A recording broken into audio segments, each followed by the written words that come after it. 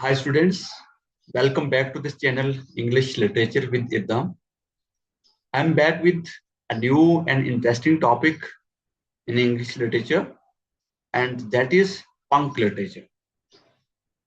It would be quite new for many of you because this punk literature is very less explored and less discussed in the contemporary literary theory and the criticism.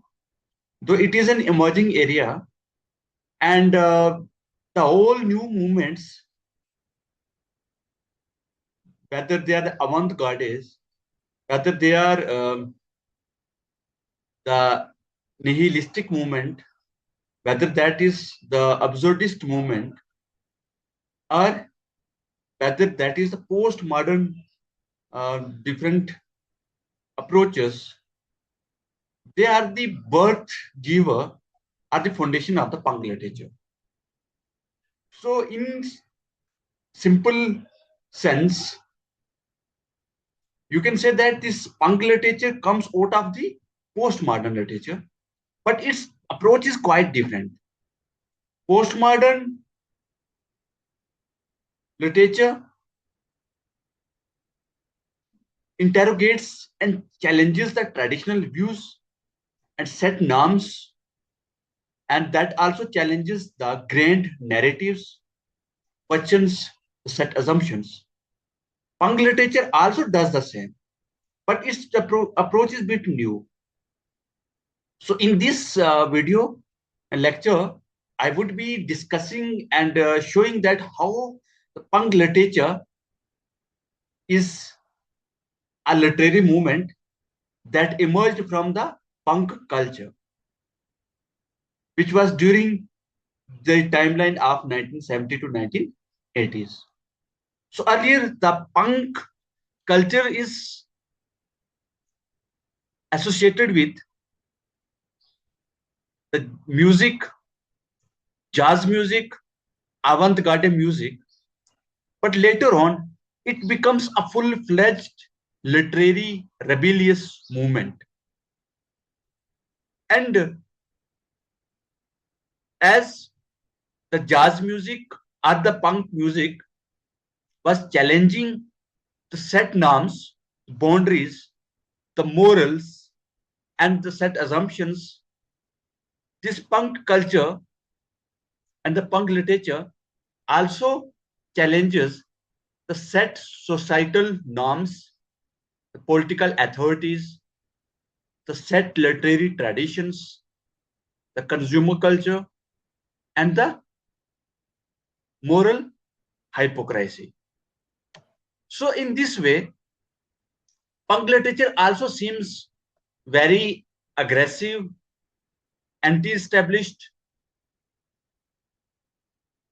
and raw and direct, experimental and politically charged.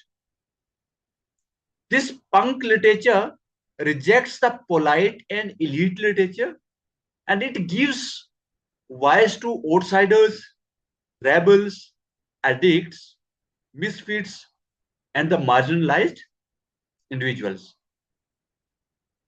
So, this way, the punk writing is not about the style only, but it is about the attitude. Let us understand that why the punk literature emerges into the literary scholarship and what are its different historical backgrounds. Punk literature developed from three major literary movements, and the first one is the Beat generation. In the Beat generation, we see the writers like William S. Burroughs, Allen Ginsberg, and Jack Kerouac. They challenged the middle class morality and the conformity. And in the works like The Naked Lunch,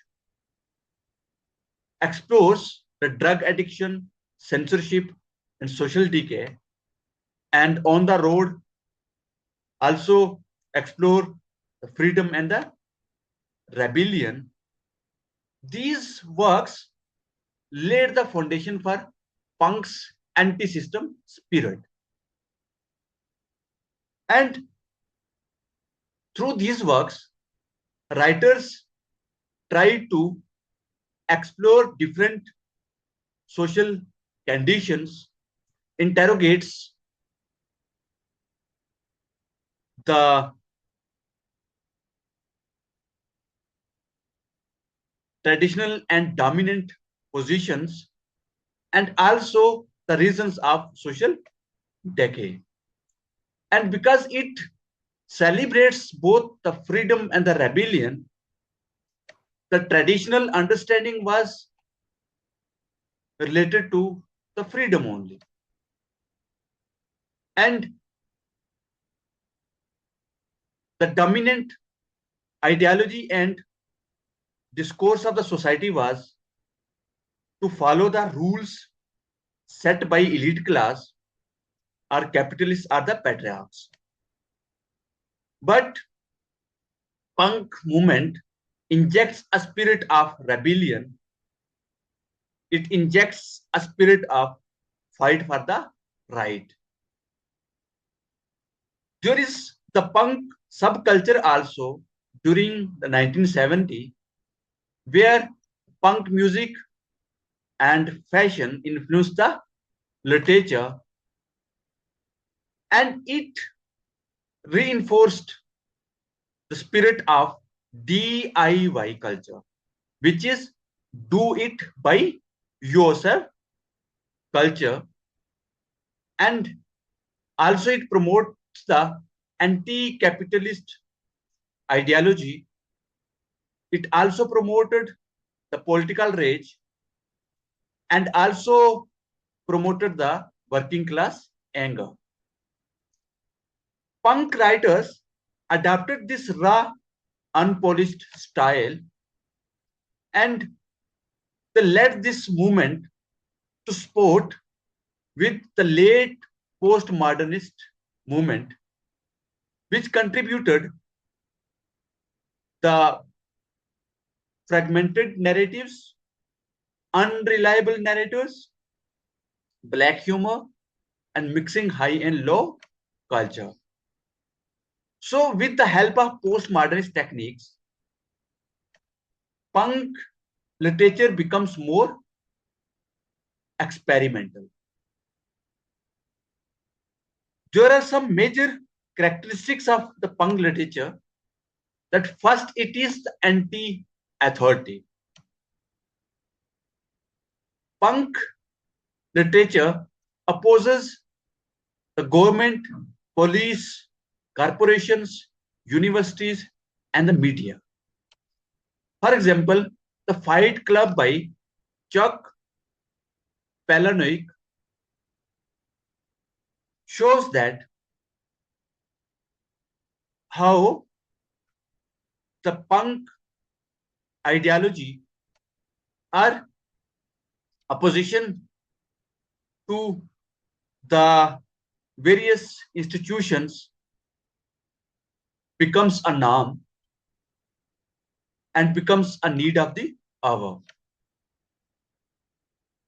So, in this work, Chuck Palahniuk attacks the corporate culture and the masculinity under the capitalism. Next one is the raw and the vulgar language. Punk literature doesn't use the polite language. For example, the American Psycho by the Bret Easton Ellis, where the extreme violence and profanity is used to expose the moral emptiness. So, punk literature also uses the vulgar language and the raw language. It doesn't use any particular language, a designed, a beautified language. It uses the it uses the raw language and the abusive sometimes. It also focuses on the marginalized vices. And what are those marginalized vices? They are the drug addicts, homeless people, criminals, immigrants, and the sex workers. And these all marginal vices, for example, can be seen in the Transporting by Irwin Welsh, where he shows the working class drug culture in the Scotland. So punk literature also promotes and gives voices to all those left out voices in the mainstream literature and the society. It gives voices to the suppressed subjects and the identities, and also raise voices for their rights. It also believes on the experimental form and technique, as punk literature breaks the traditional structure where it doesn't follow any clear plot line. It follows the fragmentation and the non-linear narration, which is also the technique of the postmodernism. For example, the work Blood and Guts in High School by Kathy Clear uses the fragmentation and the non-linear narrative technique. And this work shows that how using the collage, drawing, and the plagiarized texts mean and work in a postmodern society and the culture. And through this way, punk literature directly goes against the traditional structuring and makes a path and a way for the fragmentation and breaking the boundaries. It also talks about the nihilism and the existential crisis. Many texts show that there is meaninglessness in life. There is the depression and the alienation, particularly in those texts which are written after the World War I and the World War II. And even during COVID-19, we see existential crisis where life becomes completely meaningless, and there is a depression and alienation in the society. And these all thematic concerns are shown in the Crash, famous novel by J.G. Ballard, where he explores the obsession with technology and the death. So, punk literature shares the boundaries with the nihilism and the existential crisis, where it says that there is no purpose, no meaning, and no aim in life. Life is full of the depression and the alienation. And it's a like completely the pessimistic, shows the pessimistic and a negative approach towards the life. There are different types of punk literatures and its forms. The first one is beat punk literature. As this beat punk literature combines the beat philosophy and punk rage. For example, in Fear and Loathing in Las Vegas by Hunter S. Thompson mixes the journalism, drugs, and the political critique. Second, we have cyberpunk and the technopunk. that focuses on the technology and the capitalism. And this concern is well portrayed in Neuromancer by William Gibson. And in this work, Gibson shows that how the hackers the resisting the corporate control. Then youth and the generational punk, which examines alienated youth.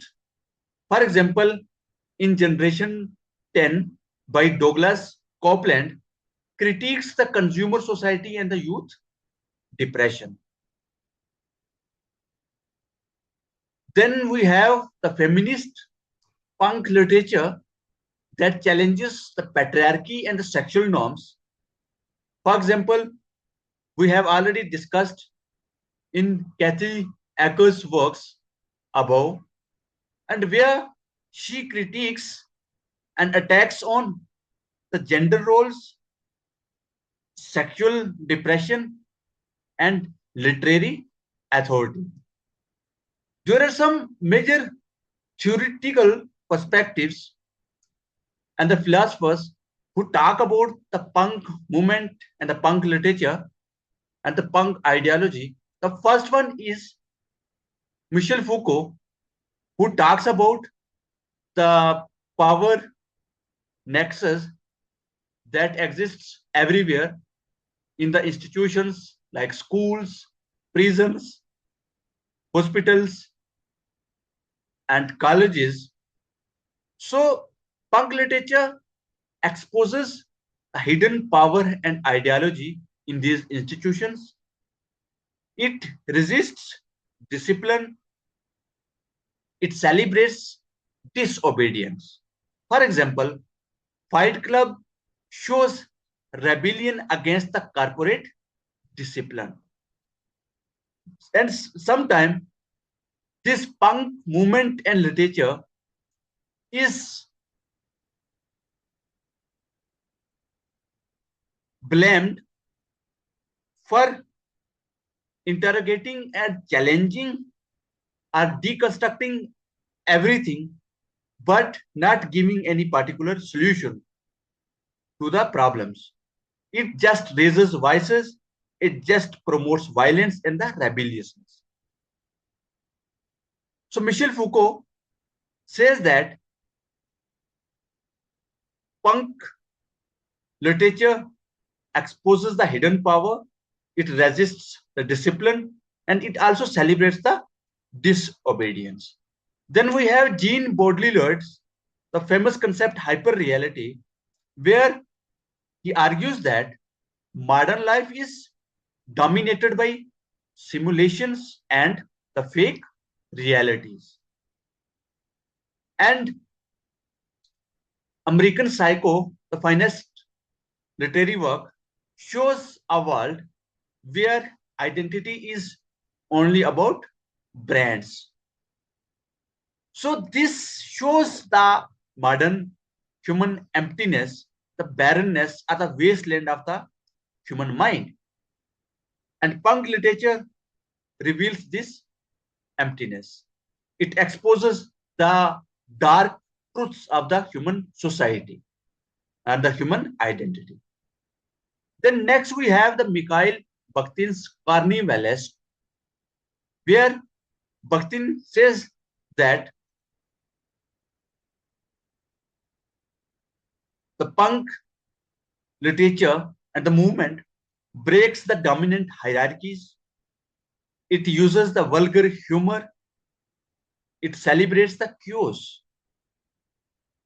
And these punk texts use the obscene language to destroy the authority. Think of somebody who talks about the social upliftment and deconstructs or questions the government with a vulgar language.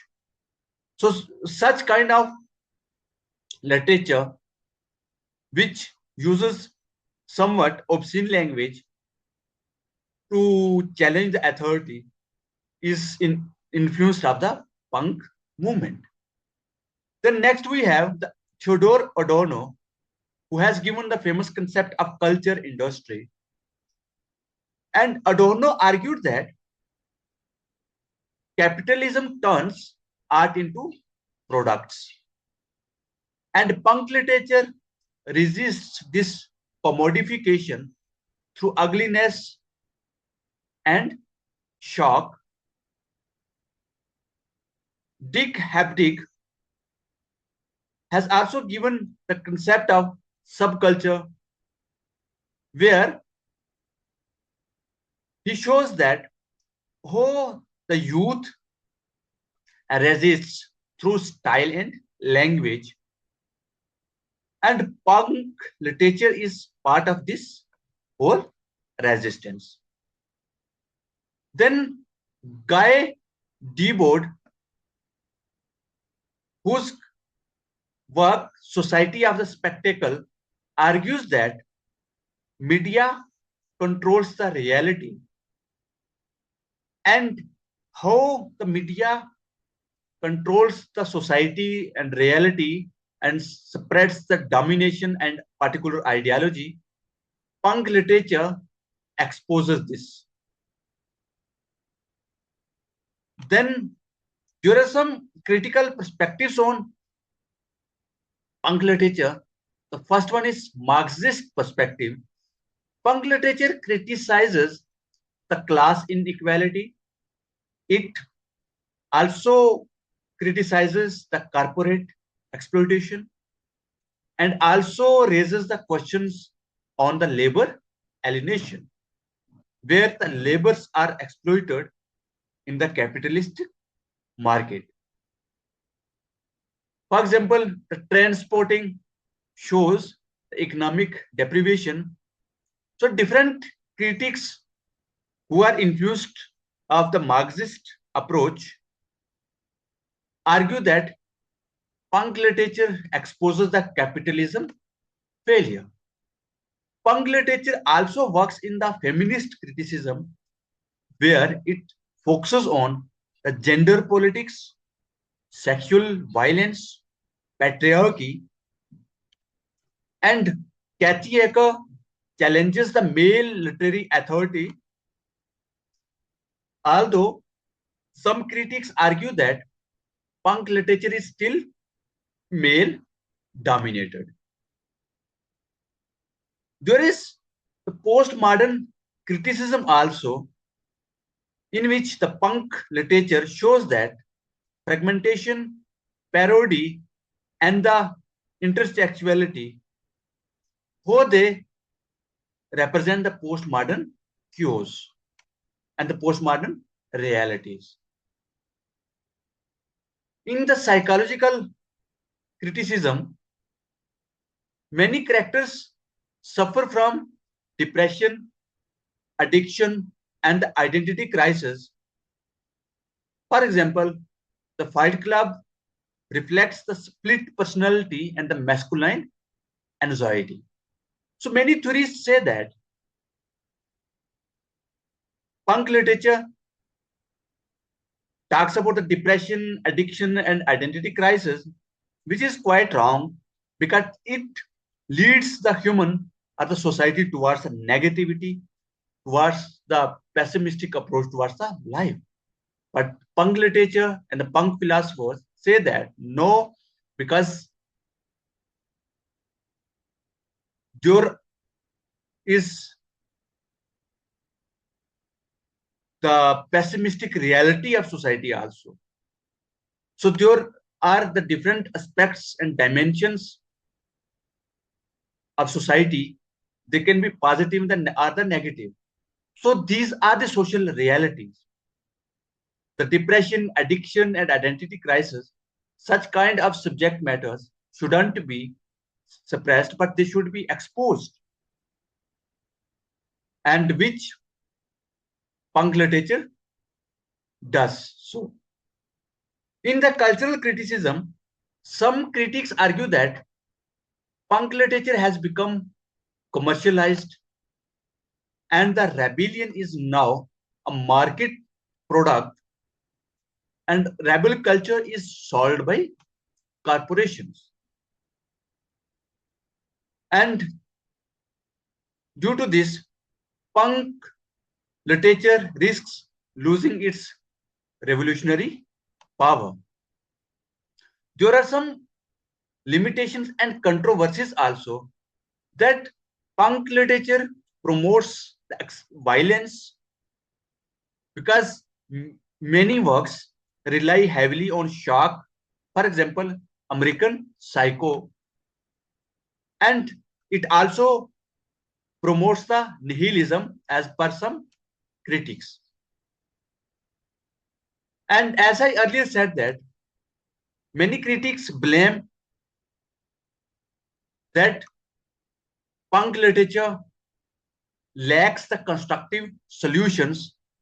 It often shows destruction but gives no particular outcome. So it criticizes society but rarely suggests the reformation. On the elitist cultural ground, punk literature also claims to represent the marginalized society and the subjectivity, and many punk writers come from the privileged backgrounds. In the gender and diversity issues, punk literature mostly centered on white male experience, and later feminist and queer writers corrected this imbalance. If we talk about the contemporary relevance of the punk literature, so its relevance appears in the digital zines, blogs, rap and slam poetry, graphic novels.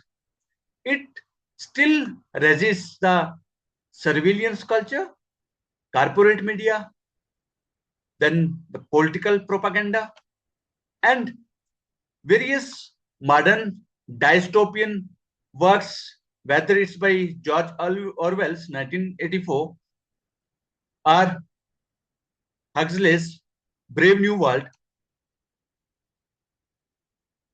They continue the punk tradition. So finally, we can say that the punk literature is a literature of rebellion, a critique of capitalism, a voice of marginalization, and a challenge to literary authority. And through the writers like William S. Burroughs, Palahniuk, Acker, Welsh, Gibson, this literature exposes emptiness of the consumer society and the violence of power systems, the crisis of modern identity. It reminds us that literature is not only for beauty, but for the resistance. So punk literature usually exposes the dark secrets and the dark realities of the society, of the culture, of the human identities. And there are various critics who favor it and various others who go totally against it. So I hope that you enjoyed this video